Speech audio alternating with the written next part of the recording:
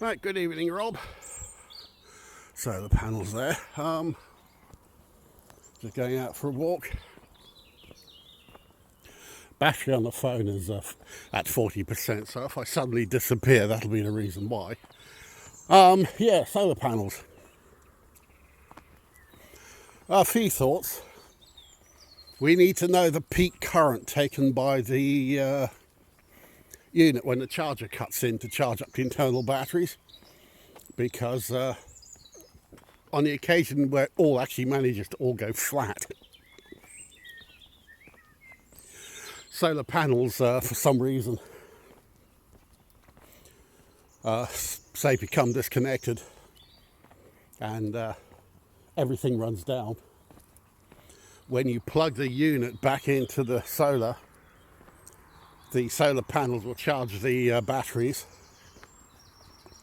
The volts will come up, and that'll then kick the inverter in that feeds the mains inverter, the one that converts from 24 volts up to 240, not the solar panel inverter, which converts from solar panel voltage down to 24. That'll kick in and it will apply power to the machine. The machine will basically just see mains in inverted commas. It'll then immediately take the opportunity to start recharging its internal battery.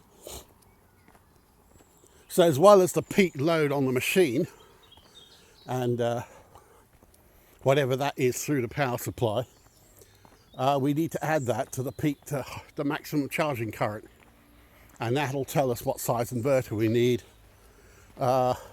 And traditionally it's a kind, they put a safety margin on that, 50, 100% ish, and sine wave inverters that push out a sine wave are more expensive than what they call quasi-sine wave inverters, which is basically a square wave with gaps in between the positive and negative halves. And square wave inverter is probably fine, but something that'll need testing, because not only are they cheaper, it might actually be a little bit more efficient doing it that way, because the way switch mode power supplies work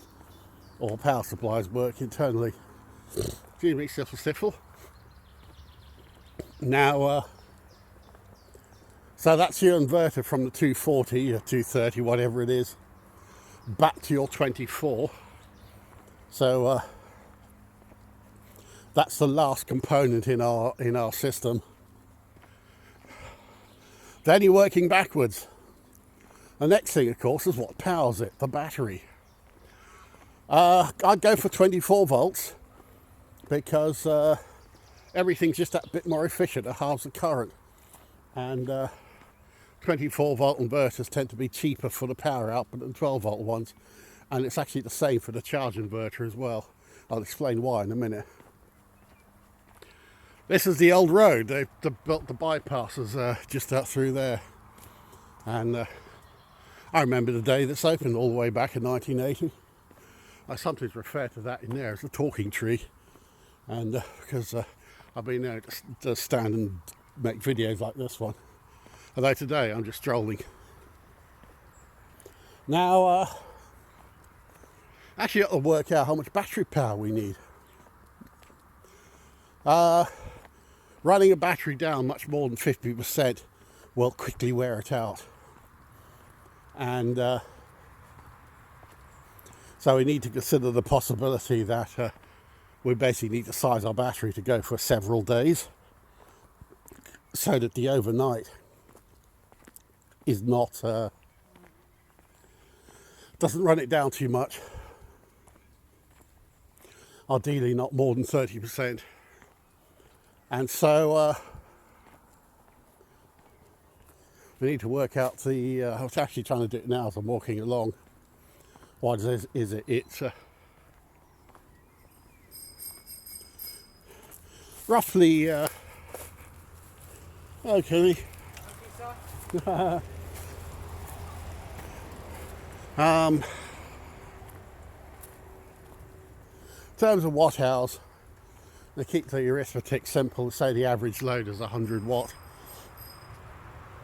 that comes in over 24 hours as because we're taking into account inverter losses, etc. That comes in around 2.4 kilowatt hours. Now, how much energy is there in a typical deep cycle storage battery? Let's see, 12 volts times 10 ampere hours. What's that? 150. So if you go 100 ampere hours, that's a kilowatt hour. So batteries are starting to get quite big. You probably want around 300 ampere hours worth of storage at 12 volt. Be half that at 24 volt, because obviously you'll be arranging the batteries differently. And that is actually quite big. So you'll need a cabinet of batteries, and that could well be the most expensive part of the whole system. And now filling the batteries. 24 volt system. Those tracer inverters. Let's get the phone out, the sun pointed downwards. Those tracer inverters, the current rating is the current they put out into the battery at maximum charge rate. So if you buy a 10 amp one, the most it can ever charge your battery at is 10 amps, regardless of how many solar panels you put on it. So for a 24 volt system, that'll give you twice the energy going into your battery as a 12 volt system. And I've kind of settled for the moment on a 40 amp one, and again, it's a nice generous rating. Possibly 30, but yeah, what the hell, go for 40. And finally, the solar panel. I've picked out two Hyundai ones, and 36 volts, if I remember, ish. Because of the way the inverter's designed, they also have a maximum voltage input. I think some are 100 volts, some are 150. A little bit, having a little bit of a debate on this one. Because if you connect the panels in series, it's a little bit more efficient. If you connect them in parallel, if you lose one of the panels, you've still got the other one. It also means that one panel is partially shaded. You've got the other on a separate circuit. The other thing is I might actually try and pin down just how much energy those panels actually produce in winter. We may need more of them. And again, just hook them across the circuit in parallel. And but then we have to watch for peak. Well, you do get intermittent sunshine. You have to make sure the inverter can handle the peak current. There's the Dorchester bypass there. Now, monocrystalline solar panels are said to be more efficient in overcast weather than polycrystalline. So for the same power rating as strong sunshine, monocrystalline do better in cloudy weather. So it stands to figure that. The thing we're worried about, of course, is how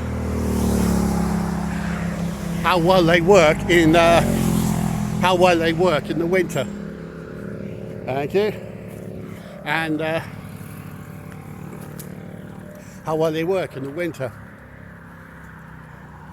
That's something else, by the way. To get best results in winter sunshine and to help stop them getting dirty, it will actually help if they're stood up at an angle. So rather than just being laid flat or on the pitch of the roof. I'm thinking maybe 60, 65 degrees to the tipped up, 90 degrees being vertical.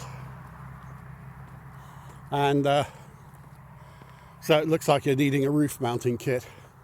And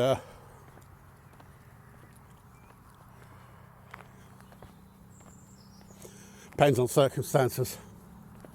You could find, if you're on a tall building, though it might actually be quite all right to put the panel mounted vertical on the wall facing the sun, literally just on the wall, or maybe tip the bottom out a bit, but it's mounted on the vertical wall, not the roof of the building, and better protected from the wind there. And it's actually better to mount things on walls rather than roofs generally, so if we can do that, that'd be great. Oh, ding ding. Oh, all bicycles coming from all directions. But yeah, there's the Dorchester bypass. It's a slightly S-shaped road. There used to be a chicken lane in the middle, but a chicken lane on an S-shaped road turned out to be a very bad idea. That's some spectacular crashes. So they cross-hatched it in. And now, the bikers. There you go. No, little one. Oh, doggy. And so they cross-hatched it in. And turned out to be very popular with bikers. They often come howling down here at a great rate of knots. So much so, some enterprising so-and-so has opened a biker's cafe in the old Carrot garage up the road. And although there, that's a shrine to a biker that was killed some years ago. He never made it to Journey's End. Now, so yeah, I think I basically covered it. And the phone is holding up so far, touch wood. Can't think of anything else at the moment. I'm a little bit worried about the size of that battery.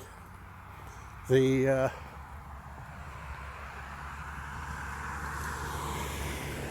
might be some mileage in asking the company to redesign their product so that much of it turns off and I'll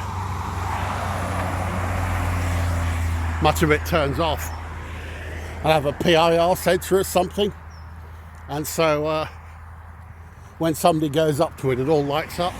That might be a solution. And so you don't end up with literally half a ton of bloody batteries sat there keeping lights on all night. Also, one thing, really heavy overcast weather, you know, that dark black cloud, that can be an almost, that can cut solar production by 80%. And so again, if you can cut power consumption, got more chance of the thing staying working. And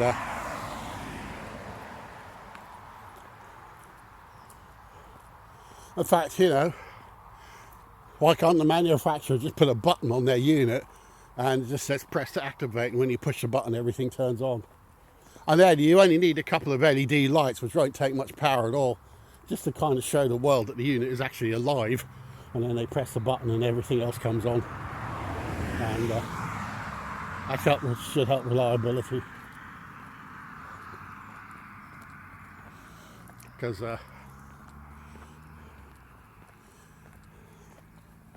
maybe also somewhere discreetly hide a battery state of charge gauge so that the service personnel can see how well the batteries are doing.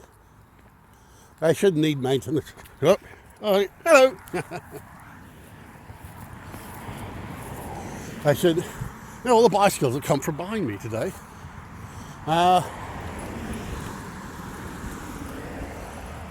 Yeah, battery state of charge gauge, and yeah, come on. 6. Good doggy. Yeah. All right. Anyway, yeah, battery state of charge gauge, so you know it's happening, and old Merc. Right, will the phone last until I get to the biker's cafe? There's stuff going on here. I think you're getting ready to dig this bank up, and there's engineering going on here. I see there's shuttering out. You see that grassy bit? You see that grassy bit in the middle of the road?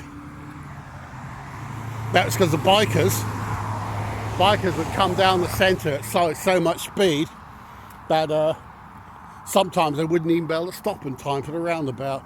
And we had some crashes there, so they filled that bit in with a centre reservation. Yeah, Bikers Cafe was here. This was an old garage. And it's funny, you'd have thought the garage could have stayed open because it's not like the traffic's cut off. At the start of the video, next to that house with the solar panels, there was a garage there. That's where all the traffic used to go through, but that went as soon as the road closed. Yeah, here they are, they're digging the road up. I don't know what they're putting in, might even be internet. I don't know if they're dropping fibre optics in or whatnot, because obviously we're moving a lot of data around now these days. And but yeah, they really dug it out, haven't they? That's a job. But you know, I'd rather be working in this now than in the middle of the day. That's why we were sat inside. Mother didn't want to sit outside in the heat, and that's why we ended up inside. So I still don't know what that is. I don't see any signage. No, BT or British Gas or usually there's a sign up, you know, BT broadband or whatnot. Anyway, there's the old garage in front of us now. Actually a motorcycle shop. And then on the end, a bit on the end, is a Yates Cafe. It used to be called Howley's, but I think Mr. H. Davison must have had a word. So they oh, sunshine. I've actually got a mist whiteout in front of me. Sun shining straight at me. Time to be here. It's actually on a Monday evening. Yeah, I think it's the first Monday every month. There's a big bikers week. This place is full of motorcycles, and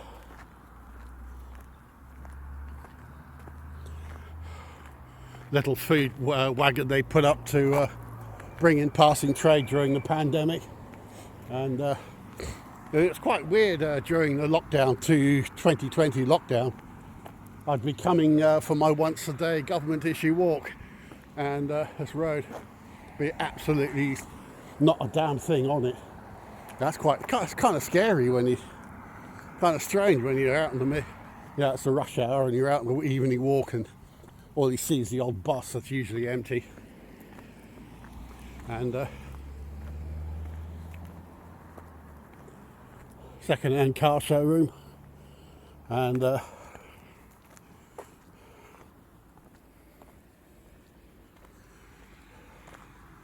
feels quite damp now, quite humid.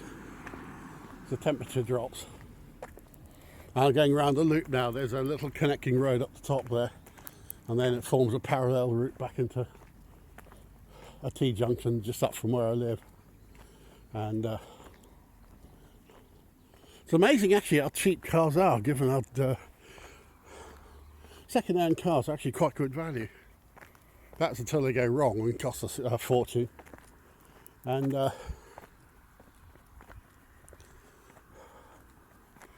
bit of a funny thing here, I've got to cross the road now. I've got the path disappears on this side, so I've got to cross over here, try not to get myself flattened, and go back down. That's the Beresfield roundabout recycling centre. That was a scrapyard in here. That's now a storage place if you're looking for storage.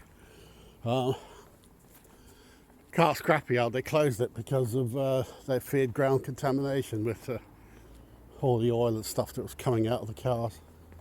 Given that it's been like that for something like bloody 50, 60, 80 years, you would have thought the ground would have been pretty well saturated by now. So why worry about it? And sky's full of mozzies. They're not bothering me. No, nice evening actually. Getting a bit late now. I think, what's it? Longest day must be very due. Don't know if he saw the eclipse. somebody at work set up a camera pointing skywards on a big flat screen telly, and I just caught her. But through the cloud cover, you can still quite see it. Didn't know it was happening until the morning it was on. I've been in the dark, haha. Right, yeah, so, really, no, I think, thinking about it, it could actually be quite an expensive setup to ensure reliability in winter. And anything you can do to get the power consumption down would be well worthwhile. I think to remember is the batteries in the unit are only there to operate in the odd emergency. They're only standby batteries, as our battery system will be working constantly, be charging up during the day and then running down a bit during the night. We'll be cycling it constantly. That's the difference between occasionally running a battery down to 80% and having to do it all the time, which means you don't really want to go ideally much past 30%. And so suddenly the battery gets huge. And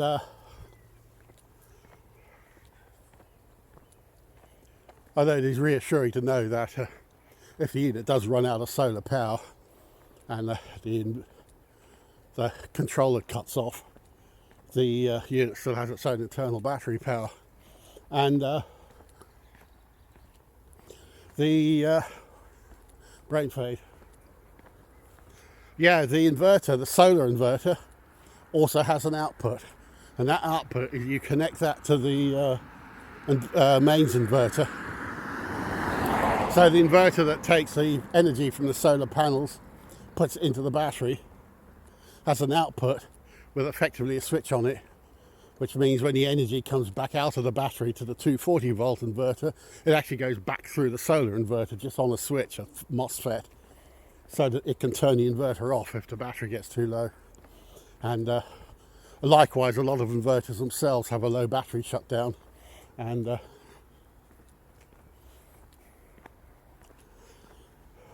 that's the point actually. You want an inverter that will come back on when the battery power returns.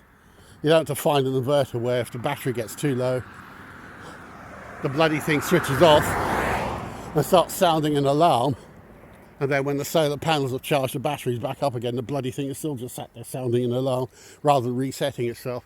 So we need to pick an inverter, a mains inverter. So for the purposes of simplification, I think we'll refer to the inverter that takes 24 volts to 240. Refer to that as the mains inverter, and the inverter controller that takes solar panel volts down to 24.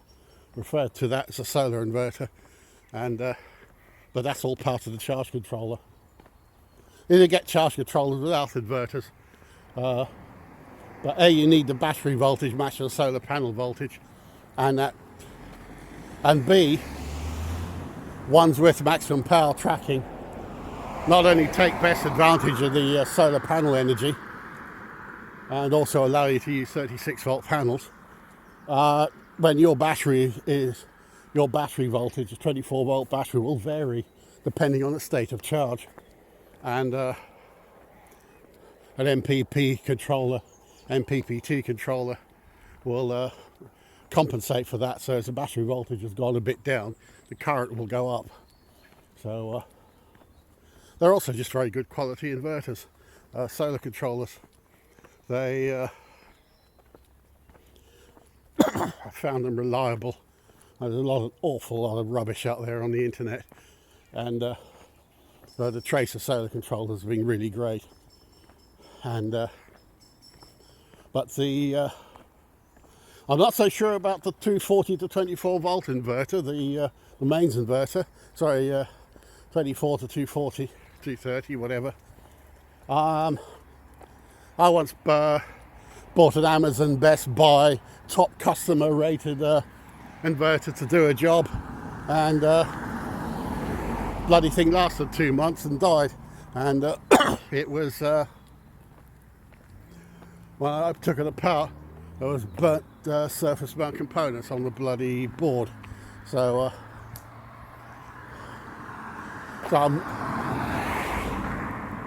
inverters generally, those 240, 12 volt or 24 volt to 240 volt inverters.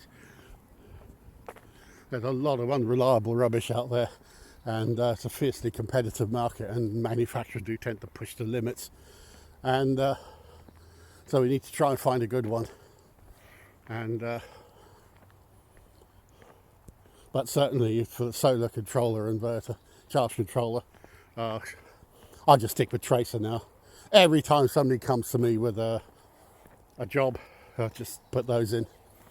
My last job was the big green coffee machine. Was it? It's an old Bristol VR double-decker Boss. That has been done up at Adams Farm. This just gave them some of the park it while they built it, converted it to a coffee bus, and they put solar panels on all of that. They live in it. They live in it as well as run their business from it. And I'll put a Tracer MPPT in there. I think that was the 30 amp one actually, if I remember. And it's doing them great service. They're really happy with it. And 26 minutes now on a low battery. I don't know how long this phone will keep going for, but it's probably no bad thing because I guess you're busy, and got stuff to do. And there's that lake again, and the far side of it is where we came up, and the way back down. Oh, more mozzies. Lovely evening. Don't know if you saw the video James taking his train out 5 a.m. on last Saturday morning. That was great. I really enjoyed that. Oh yeah. Go, the evergreen Volkswagen microbus. The bus I just mentioned wasn't one of those. It was a full-size double-decker. Funnily enough, the exact same ones I used to go to school on in the 1980s. A Bristol VR double-decker. And so anyway, I digress. So yeah, can't think of anything else at the moment, and other than the fact that actually the more I think about it, I think we do actually need to get the manufacturer to consider some energy improvements on their unit, because you know what, those units are burning enough electricity every day to run a 1 bar electric fire for over an hour, maybe nearly 2 hours, and that does actually seem quite an excessive use of energy. And so I think energy saving, they need an energy saving program on their product generally, not just for our solar.